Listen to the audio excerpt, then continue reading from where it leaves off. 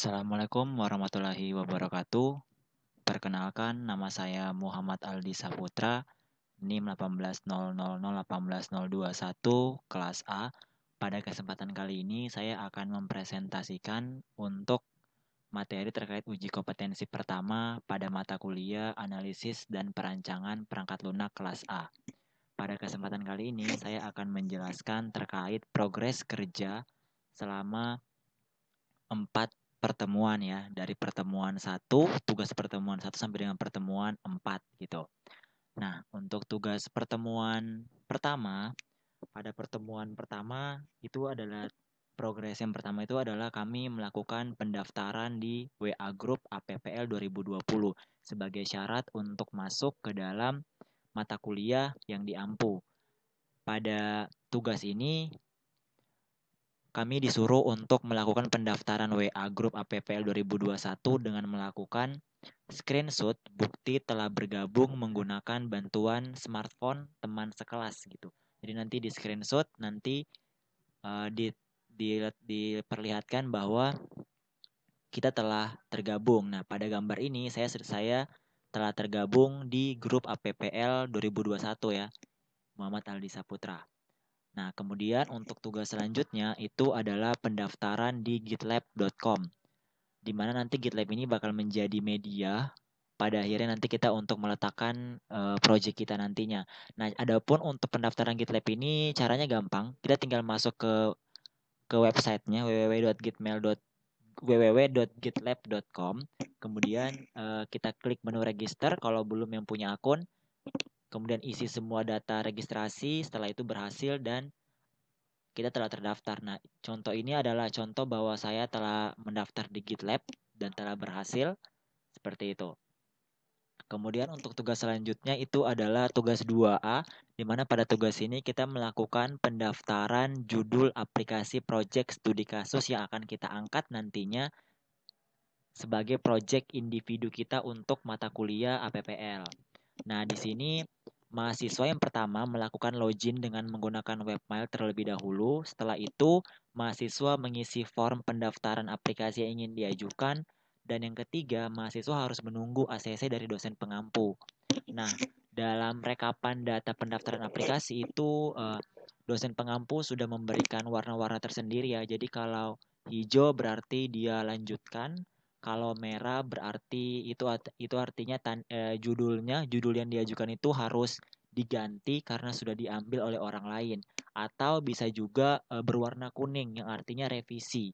Bisa saja aplikasinya judulnya diterima tapi ruang lingkupnya harus dipersempit apa diperluas seperti itu. Jadi pada gambar ini saya sudah di ACC judul saya yaitu di sini sudah saya lingkarkan merah. Nama saya Muhammad Ali Saputra. Usulan judul itu adalah aplikasi inventory barang alat tulis kantor ya. Dengan keterangan bahwa aplikasi ini untuk mengelola stok barang masuk dan barang permintaan atau barang keluar di gudang. Dan untuk tugas 2B kita akan melakukan pembuatan proses bisnis aplikasi inventory barang ATK. Nah, di sini saya melakukan proses bisnis, membuat sebuah proses bisnis dari judul yang telah di ACC tadi ya, inventory barang ATK. Nah, di sini adalah proses bisnis barang masuk saat ini. Jadi saat ini proses barang masuk itu tuh masih ya seperti biasa. Dimulai dari petugas gudang membuat daftar barang ATK, kemudian nanti dia melist secara manual barang ATK-nya di gudang, menuliskan, mencatat di buku, terus dia mengecek barang kosong ada apa aja, kemudian nanti dia membuat daftar barang yang kosong apa aja, terus nanti jadi seperti list gitu, nanti list yang dia udah buat daftar barang kosong bakalan dia tulis dalam sebuah rekapan buku dan dia berikan ke kabak perlengkapan. Nah, nanti kabak itu bakalan menerima list permintaan list dari barang ATK yang diberikan oleh petugas gudang, barang-barang apa yang kosong. Nah, nanti kabak bakalan ngecek nih kalau misalnya dia setuju bakal dilakukan pengadaan barang atau pembelian barang, maka dia dapat memesan barang ATK ke supplier.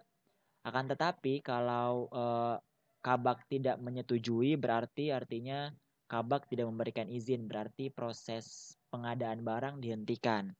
Nah, ketika pengadaannya di ACC, maka nanti petugas bisa memesan barang ATK ke supplier, terus nanti supplier bakal menerima daftar barang yang dipesan, menyiapkan barangnya, terus supplier akan mensuplai barang itu ke gudang. Dan nanti petugas bakal menerima barang masuk tersebut. Nah, setelah diterima, nanti petugas gudang bakalan ngecek lagi nih, apakah barangnya sesuai apa enggak. Kalau barangnya tidak sesuai, berarti petugas gudang akan mengembalikan barang tersebut kembali ke supplier. Dan supplier akan menerima barang yang tidak sesuai dan mereka akan mengganti barang tersebut. Dan mereka akan mengirimkan kembali ke petugas gudang, terus dicek lagi. Kalau sesuai, berarti petugas gudang akan membayar barang pesanan. Dan nanti supplier akan menerima barang pembayaran pesanan itu tadi, seperti itu. Nah, ini ya, menerima bayar. Setelah itu untuk supplier berhenti sampai di situ. Nah, setelah membayar, petugas gudang akan menyimpan barang di gudang dan mereka akan membuat laporan barang masuk. Nah, nanti membuat laporan barang masuk, ketika itu nanti setelah mereka membuat, nantinya mereka akan mengirimkan laporan barang masuk itu ke kabak perlengkapan, seperti itu. Nah, dari proses bisnis ini tuh masih sangat sederhana dan manual, di mana proses bisnis ini nih alur penyediaan barangnya itu masih sangat rumit dan panjang dan juga masih bersifat manual, di mana proses pembuatan daftar barang yang kosong itu masih dicatat dalam sebuah buku gitu ya sebagai media pengarsipannya. Nah, hal ini ditakutkan dapat menimbulkan resiko seperti kehilangan data yang sangat besar. Yang kita tahu buku itu bisa hilang, bisa terbakar, terlipat, atau tersiram air. Oleh sebab itu perlu adanya sebuah sistem agar bisa mengarsip data dengan aman kayak gitu. Nah, kemudian untuk proses bisnis yang kedua itu proses bisnis barang keluar yang saat ini. Kalau tadi kan barang masuk ya, sekarang barang keluar. Kalau barang keluar saat ini tuh proses bisnisnya masih di mana unit akan di sini unit itu harus membuat sendiri surat list permintaan barangnya. Setelah dibuat sendiri, mereka buat manual, terus nanti mereka meminta persetujuan dari kabak perlengkapan. Mereka minta persetujuan untuk tanda tangan, terus nanti kabak bakalan mengecek nih barang permintaan ATK yang dikirimkan oleh si unit atau divisi staff itu. Nah, kalau kabak menyetujui berarti ya dia akan memberikan tanda tangan, tapi kalau tidak ya berarti unit itu akan membuat surat lagi kayak gitu. Nah, kalau setuju akan memberi tanda tangan, terus nanti kabak akan mengirimkan kembali ke unit dan unit akan menerima suratnya dan unit akan memberikan surat itu ke gudang. Nanti gudang akan menerima surat yang telah di-ACC oleh kabak dan mereka akan mengecek nih di gudang barangnya ada apa enggak. Kalau barangnya tidak ada berarti ya sudah tidak bisa mengirim gitu ya. Tapi kalau barangnya ada, maka petugas gudang akan membuat surat barang keluar dan menyiapkan barang, terus nanti dari unit akan mengambil barang tersebut. Nah, setelah itu petugas juga tidak lupa akan mencatat barang keluar di kartu stok secara manual di buku, lalu mereka akan mengirimkan ke kabak perlengkapan untuk dicek laporannya. Jadi kabak bisa memantau dari laporan tersebut. Nah, ini juga masih sangat manual ya, di mana permintaannya sangat rumit. Unit itu harus membuat sendiri list barangnya. Jadi prosesnya juga sangat berbelit-belit sehingga ini bukan menjadi solusi yang terbaik dalam proses bisnis saat ini untuk barang keluar. Nah, seperti itu karena ya kita tahu kalau masih manual ya berarti dalam buku itu buku masih bisa kehilangan data seperti kayak buku yang hilang, terbakar, terlipat atau tersiram air seperti itu. Nah, kemudian ini adalah proses bisnis yang diharapkan untuk proses bisnis barang masuk. Yang diharapkan pada tugas kita ini adalah di mana kita dapat membuat sebuah proses bisnis yang efisien dan aman sehingga mudah untuk diimplementasikan. Nah, di sini kami sudah membuat sebuah proses bisnis barang masuk di mana kita membuat sebuah sistem terkomputerisasi. Jadi nanti untuk barang masuk ya bagian petugas gudang tinggal melihat daftar barang dalam sistem dan mereka bakalan tinggal melihat dan sistem akan menampilkan barang tersebut dan nanti ya petugas Petugas gudang tinggal memesan barangnya, terus nanti supplier tinggal menerima barang, menyetok barang ke gudang, terus nanti gudang tinggal mencatat barangnya dan mereka akan menginputkan data barang tersebut ke sistem gitu ya. Di sini daftar barang dalam sistem akan diinput dan direkap dalam sistemnya langsung. Jadi bukan lagi secara manual. Nah, setelah dicatat nanti petugas juga bisa melihat stok barang ATK terkini gitu ya. Jadi dalam sistemnya. Nah, nanti sistemnya akan menampilkan daftar barang sisa ada apa aja. Terus juga sistem akan menyajikan total stok barang di gudang. Seperti itu. Dan nanti Kabak juga tinggal menerima laporan barang masuk dalam bentuk PDF di sistem. Jadi lebih lebih efisien dan lebih mudah untuk digunakan gitu ya karena sudah ada sistem. Jadi petugas gudang, kabak perlengkapan dan elemen terkait tidak perlu lagi harus mencatat semuanya tapi tinggal diserahkan kepada sistem semuanya seperti itu. Nah, terus untuk proses bisnis yang diharapkan pada barang keluar, di sini juga kami sudah membuat cara yang efisien, di mana nantinya unit divisi itu tinggal melihat barang-barang yang ada di sistem yang tersedia. Nah, kalau misalnya mereka ingin memilih barang tersebut, mereka tinggal memilih langsung dari sistem, memilih barang permintaan di sistemnya, terus nanti sistemnya akan nampilin tuh daftar barangnya. Kalau udah ditampilin nanti unit tinggal memilih dan nanti petugas gudang tinggal memvalidasi barang permintaan dari unit.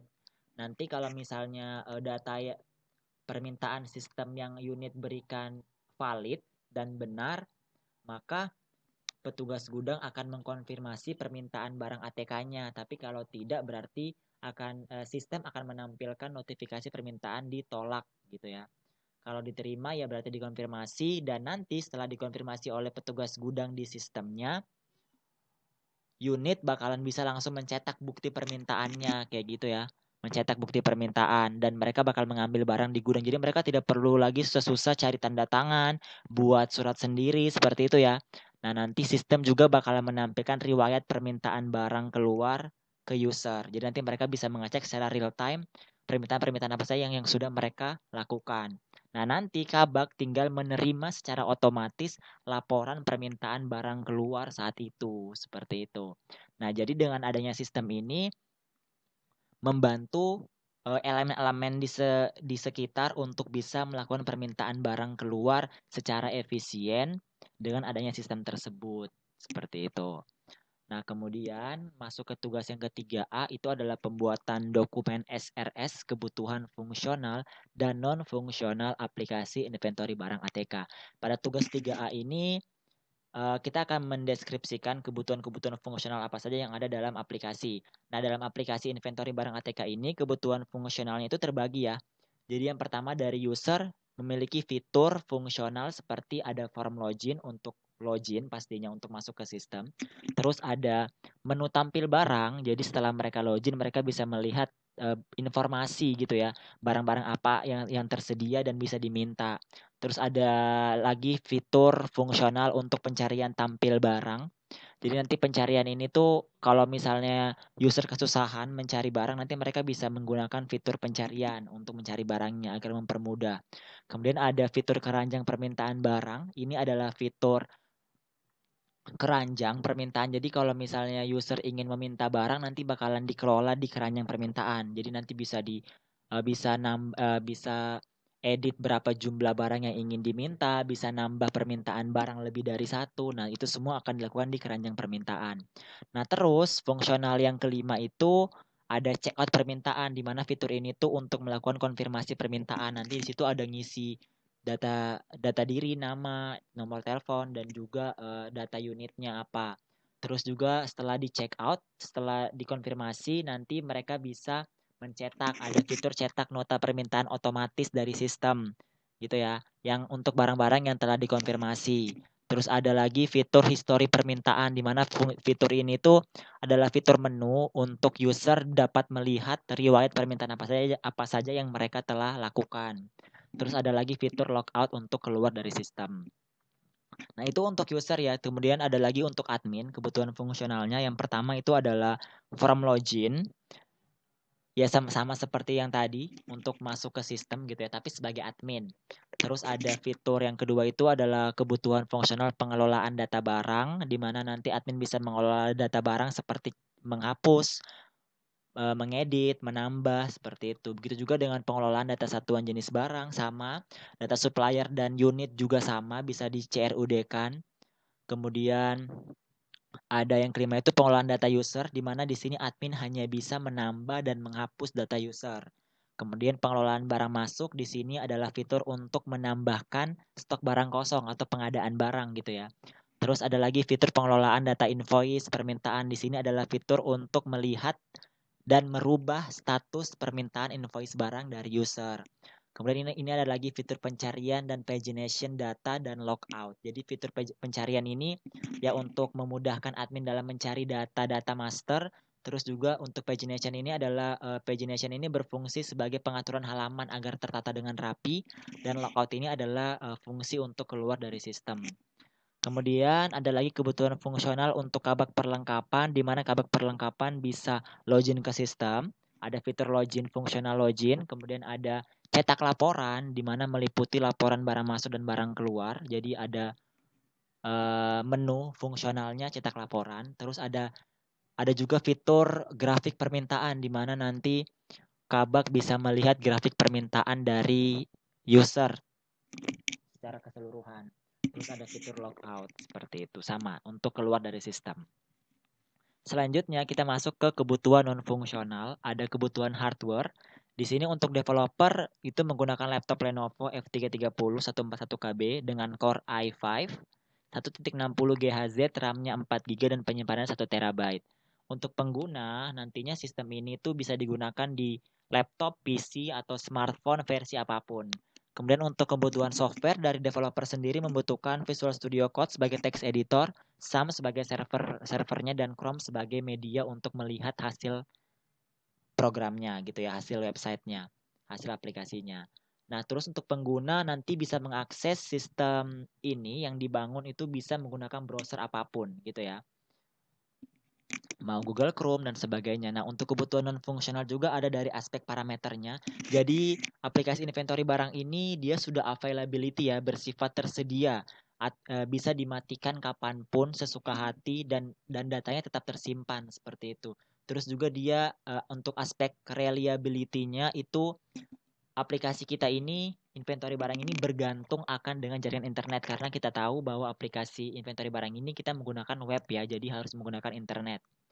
Kemudian dari sisi ergonomi aplikasi ini sangat mudah digunakan karena memiliki desain tampilan yang menarik gitu ya. Terus untuk portability, aplikasi ini sudah portable ya, karena dapat dibuka di semua perangkat apapun. Jadi udah responsif seperti itu.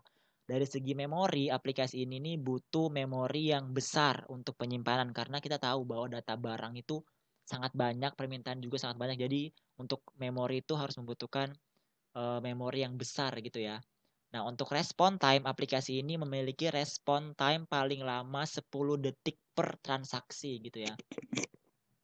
Kemudian untuk dari sisi safety, aplikasi ini sangat safe, di mana tidak ada hal-hal yang mengandung hal-hal yang berbahaya gitu ya. Dari sisi security, aplikasi ini juga telah dilengkapi dengan fitur autentifikasi login, jadi sangat aman untuk digunakan gitu ya. Dari segi bahasa, aspek bahasa juga aplikasi ini kita menggunakan bahasa Indonesia, karena mayoritas aplikasi ini digunakan oleh kaum Indonesia gitu ya, masyarakat Indonesia seperti itu. Kemudian untuk tugas 4 itu adalah pembuatan use case diagram aplikasi inventory barang ATK. Untuk tugas ini tuh kita merancang sebuah use case diagram ya. Nah, di sini saya sudah membuat use case diagram. Seperti yang kita tahu, untuk aplikasi inventory barang ATK ini kita akan menggunakan 3 aktor, yaitu admin atau pengelolaan sebagai pengelola sistem, terus ada user atau staff unit sebagai ya user gitu ya, pengguna.